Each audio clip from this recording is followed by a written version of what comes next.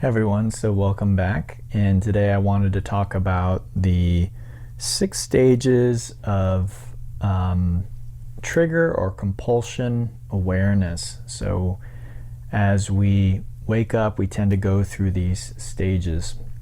Before I get to that, I do want to thank all of my patrons on Patreon who make these talks possible. If you'd like to join that community, please check out the links in the description below, and you can help support these talks for as little as $1 a month. So even a small contribution can help out. So again, thank you to all of you who are already doing that. Okay, so the 6 stages of awareness of compulsions or triggers, or what we might call unconscious behavior, compulsions, conditioning. All of these things are things that basically run unconsciously, and these are things that may have in the past served us. They may have served a purpose. They may have kept us safe, or at least we felt they kept us safe. But what we might find if we wake up, spiritually speaking, that they aren't serving us anymore, and they are probably causing more harm than good. So this is a process by which I find that many people go through as they begin waking up more and more. And as I said in an earlier talk, waking up and then cleaning up. So this is part of that process of sort of realizing, okay, this is messy. This is not actually helpful. It's not actually good for me. It's not serving me. It's not serving others. This is part of that process. So hopefully you'll find this helpful. Okay, so the first stage is you have zero awareness of the fact that you're triggered, of the fact that you have completely identified with a thought or a position. It's just, or that you even have a compulsion. So if we take, say, addictive behavior as an example, so many alcoholics or drug addicts will deny that they have an addiction. Loved ones will point it out to them, mention it to them, and they will deny that they have a problem. And they will often say, oh, I can stop anytime that I want. It's clear to everyone else that there's a problem, but the addict doesn't realize it. Now, the important thing is not to say, oh, well, that's a problem for addicts and it's not for me. It's a problem for everybody. We all are addicts in a way. We're addicted to certain thoughts. We're addicted to certain ways of behaving, certain ways of relating. And again, if these are not causing any suffering for ourselves or others, then it's not a problem. But when it starts to create suffering, then this is where we need to bring some more awareness to the situation and re-examine the situation. So the first stage, I'm calling it a stage, is just there's no awareness. There's complete identification with the ego, its position. Again, there's no flexibility. There's no willingness to see another point of view or another way of looking at it. There's no willingness to examine whether or not we're actually correct or right in our assumptions or our beliefs or our viewpoint. And so this is the first stage. And this is where most people, I would say, who are spiritually asleep are. They just aren't really interested in any other point of view. They're not really interested in finding out whether their position aligns with truth or not. They're convinced they have the truth. They already have it. They don't need any more evidence. They don't need to consider anything else. It's a shut case, open and shut case. They've got it. Okay, so this is very much an egoic perspective. And the more awake perspective is usually one that is willing to see other points of view, to admit that it could be an error at any time. For instance, even giving this talk could be in error. I could be wrong about certain aspects in this talk, and that's human experience. Okay, that's just part of being human. That's part of being limited. There isn't going to be this perfection and absoluteness of truth or anything like that. Even in the expression of it, even if I express perfectly, the way it's received or understood may be imperfect. And this is very true for many spiritual teachers. Even though what they were trying to convey was maybe perfect, the way they conveyed it was not perfect, or it was not received perfectly by their disciples or followers. There was distortion in the perception. So this is just, again, this is part of being human. So Buddha, Jesus, Muhammad, I think every spiritual teacher has been misunderstood. This is just part of it. So if you were a perfect spiritual teacher, you might say that you would communicate perfectly with everybody. So again, this can be hard if we like to think, well, Buddha was perfect, or Jesus was perfect, or whatever it is. Well, again, what do we mean by perfect? If I'm thinking of the perfect spiritual teacher, then the perfect spiritual teacher can communicate perfectly to everybody. The fact that Jesus' disciples didn't really understand him and they denied him and all of that, that could show that, is Jesus less than perfect? It's not what I'm saying, but it really is a matter of, again, what do we mean by perfect? So again, I could define perfect spiritual teacher as being able to communicate perfectly. Like Mr. Miyagi says, there's no such thing as a bad student, only a bad teacher. So if I teach a perfect lesson, but no one understands it, is it really the perfect lesson? If I tell you the truth perfectly, but you aren't able to receive that or understand that, is it really perfect?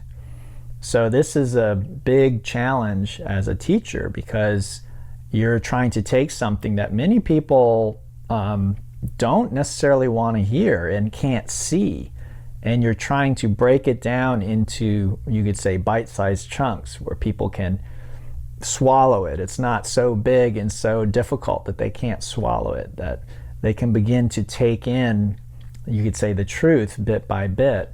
And again, whether that's perfect or not perfect, it's, really neither here nor there.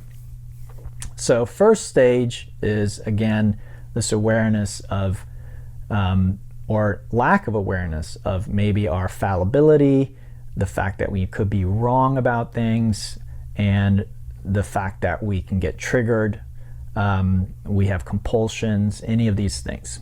I think a much more awake perspective for anyone is just to recognize that there can be imperfections as in this, whatever it is. So this isn't just for teachers, obviously, for all of us, that we could be in error in our perspective. So this is a great thing to keep in mind in modern times. I think in modern politics, we tend to be very divided and very entrenched. When it comes to, say, coronavirus, I think many people are absolutist in their view. They think that they know right and wrong on that subject, whether it's vaccines or masks or policy. They very often have some information that they get from a certain source, and then they just convince themselves that that's the final word, that they know what people should be doing in order to end the coronavirus or whatever it is. Much more enlightened point of view is, I don't really know. I've gotten some information, I've made my own decisions, and that's about as far as I can go. I might have an opinion, but there's a recognition that that opinion is very limited and could absolutely be absolutely wrong, actually. Okay? So first stage.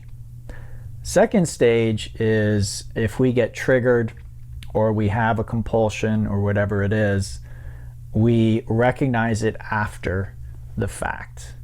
So for instance, after I've woken up, maybe I have an argument with somebody, and after the fact I recognize or realize that I got triggered, that my response wasn't really matching the situation. Maybe I got mad because I thought someone was implying something about me with something they said. Maybe they were, maybe they weren't.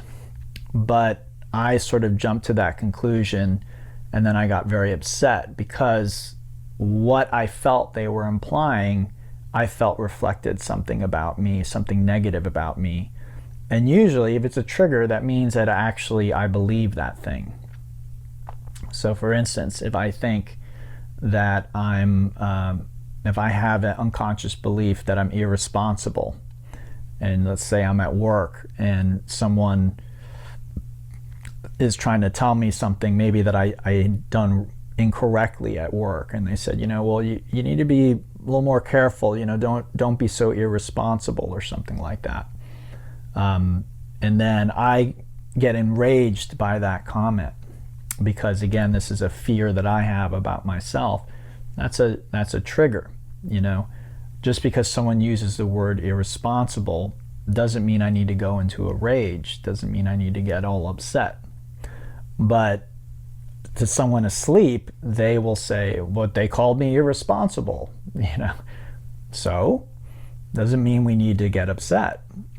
So, after awakening, I think there usually is this ability to reflect back on situations where we got upset and to maybe reevaluate.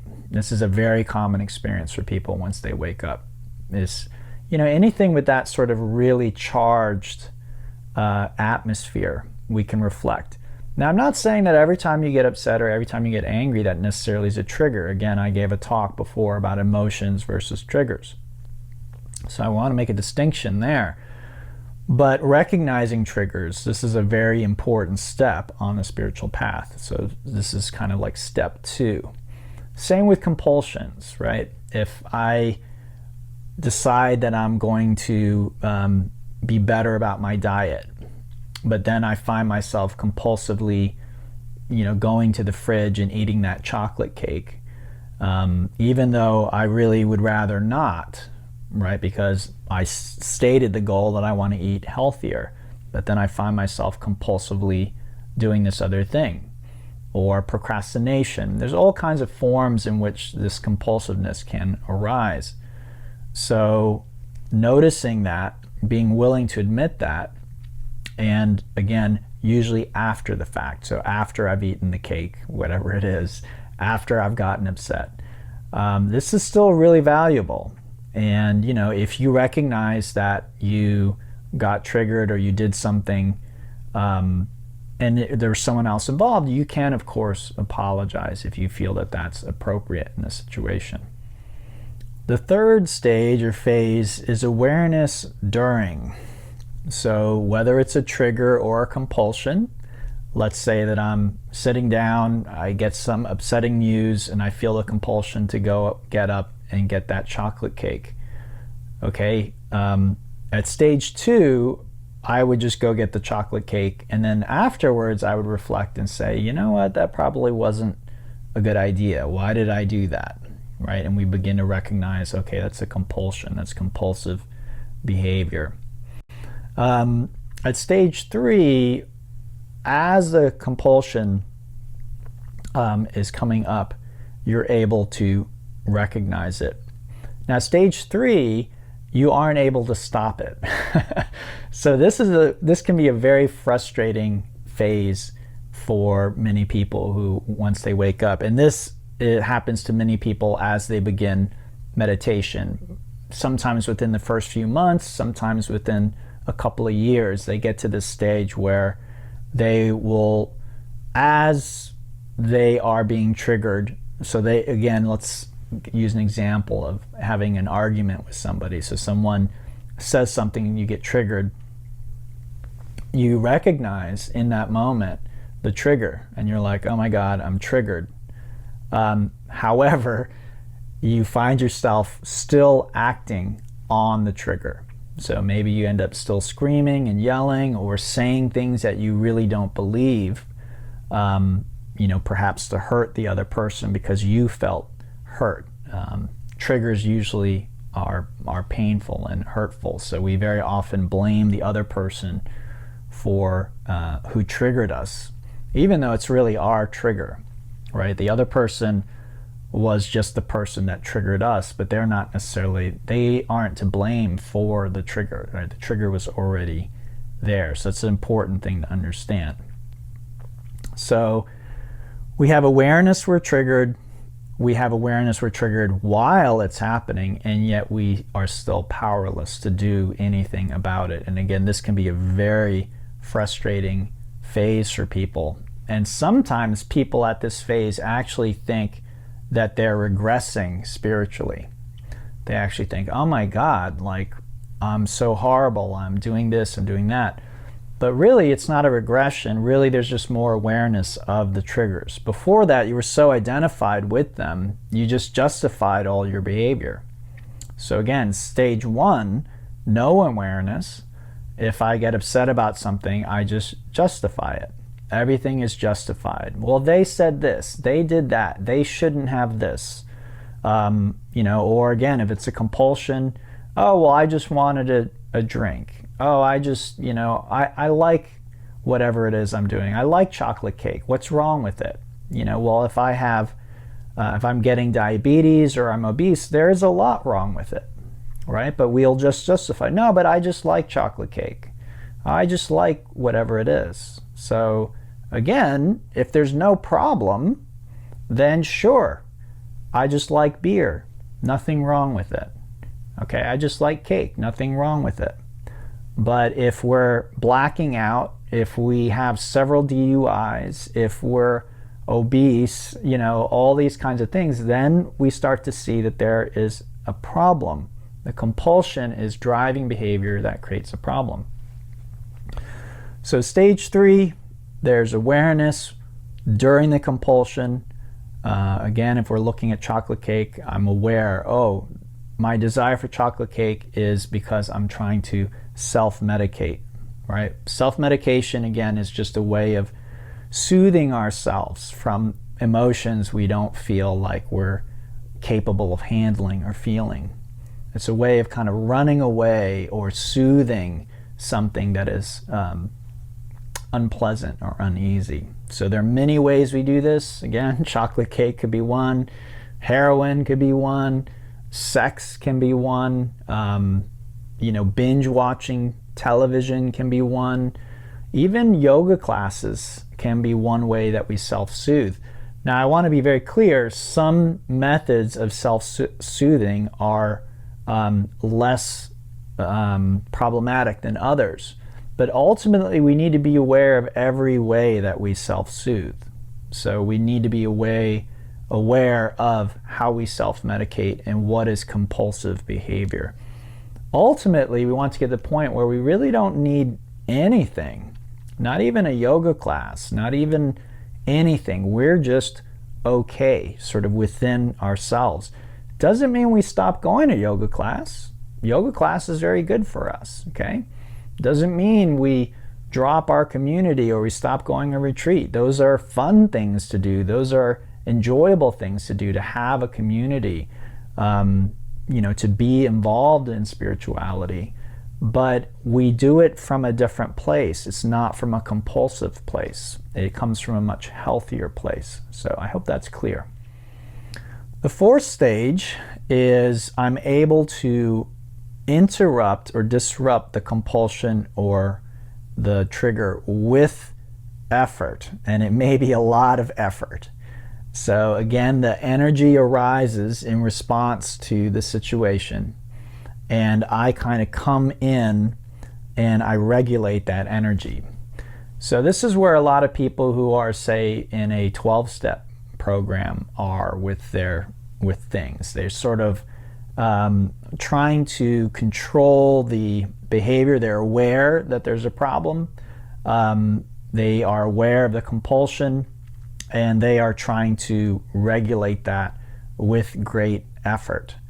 Now, this is preferable to the other stages, but from my perspective, this isn't really where we want to stop. But this is where many people stop who are in recovery and in some of these other programs.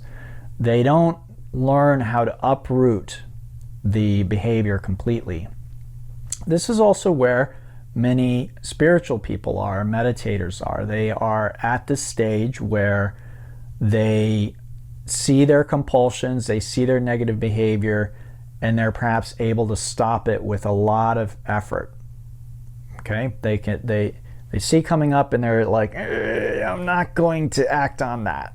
Okay, so again, this is this is a progress. This is good, but it isn't where we want to stop with things. We're not done yet. We're not finished with what our work is. Okay, so able to stop with great effort.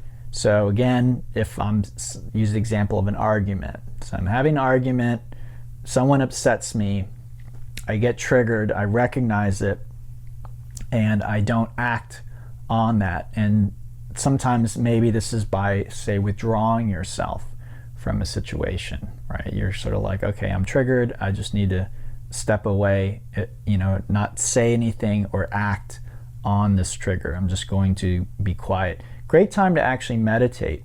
A lot of rich insights can come out of that, to meditate or do inquiry. And again, inquiry is something I'll be introducing to the community here very, very soon. So that'll be a tool that you will have at your disposal more and more. So that's stage 4, able to stop with effort. Stage 5 is able to stop with just sort of seeing it. So this is a very advanced stage. We have the compulsion or the trigger arises. We can kind of look at it, and then it just sort of dissolves away just by us noticing it or seeing it. And this is usually after we've done quite a lot of meditation or other spiritual work to rob the compulsion and the trigger of its energy. So there's 2 parts to these things, kind of a thought and energy. And really the way to uproot things is to work on both. To notice the unconscious thoughts that hold the energy in place, and to notice the energy that drives the thinking or the thoughts. So it really is a 2-pronged process. And again, this is what ideally you're doing in your meditation on your own, but there can be things that are really difficult to see through. So that's where inquiry can come in and be helpful. It can speed up the process where maybe meditating, you'd have to spend years and decades to see through a certain compulsion or pattern. For some people who maybe have a addiction that's actually causing real problem in their life, they may not have that much time to address that particular issue. And so that's where inquiry can speed up that process. Or maybe you personally, you just recognize, oh, there's this thing, when my partner says XYZ, I fly off the handle and I get upset and I realize it's not good for my relationship, it's not good for my children. What am I supposed to do about that? We could say, well, just meditate, keep meditating, and eventually you will get to that and that will begin to fall away, but eventually can be a very long time. And it also assumes you're meditating with the right approach. And unfortunately, it can be very tricky. That's what I've seen. Many people approach meditation and certain things begin to kind of creep in over time and without them realizing it. And so their meditative approach is off and then it doesn't yield the same results. So that's stage 4 or 5, right? Stage 5. The compulsion arises, we kind of look at it, and then it goes away rather effortlessly. We're not like, okay, I need to get out of this situation, or I need to really try and push something down, push something away. So that isn't, again, we're not done. That's a form of repression, and it may be necessary at certain times and certain stages, but we're not done working on something if the only way we can control it is through repression. The final stage is no more trigger. And this is a really rewarding stage for people who've done their spiritual work. And this is the phase where you just find that you're in a situation that you know in the past would have triggered you and upset you, and you are completely free. Now, how you handle that situation is completely up to you at that point, and this is the goal of spirituality, is to free you. So you may decide to raise your voice if that seems like the appropriate response, but you aren't raising your voice from a place of being triggered or a place of compulsion. You find that your responses come very spontaneously and very naturally, and it's a very different experience than when we're experiencing compulsion or a trigger. And it's a really beautiful thing. It's really being fully alive. And so in a situation, there is just a creativity and a freedom there that wasn't there before. So that's the sixth stage. There's no more trigger there. And ideally, what we're working toward is we would like no compulsions and no triggers in any situation. This doesn't mean we don't feel anything. It also doesn't mean we don't enjoy anything or experience anything. I think people might hear that and they think it's a very sort of flat, monotone thing. Now, maybe other spiritual traditions or teachers are trying to teach you that, but I'm not. And none of the teachers I study with are really interested in that. So whether this is considered a new form of spirituality or whether it's considered actually what many of these great teachers were intending for us, I don't know. Spirituality evolves and changes to meet the times that it's in. But for me, I certainly sense that this is really the goal, is to free ourselves of all the social and all the programming that we've been exposed to, so that we can live a more free and full life, and we can decide what to do with our life rather than having compulsions and triggers and all of these things dictating what we say and do and all of that. There's a sort of, again, freedom and joy and peace that comes from that experience. So anyway, everybody, I hope that that was helpful for you. These stages are things that you may have recognized, and it's not all or nothing. So you may have gone through all 6 stages with something in your life, but find that you're on stage 1 or 2 with something else in your life. This is a very common thing. Anyway, I'd love to hear your experience with these stages. Are these things that you've recognized on your path? Is this new to you? Have you felt like you haven't experienced any of these, that you're at stage 1 where there's no awareness of triggers, there's no awareness of your compulsions, you're just sort of sleepwalking through life? Chances are, if that's the case, you're not listening to this part of the talk. You've tuned out a long time ago. So chances are, if you're listening, you're at least at sort of the leaving stage 1. There's at least some awareness there. So let me know in the comments. I'd love to hear from you. And as always, thanks again to everyone who supports these talks. And I love to hear from you. Reach out anytime if you feel that I can be of service to you. Until next time, namaste, and have a beautiful, beautiful day.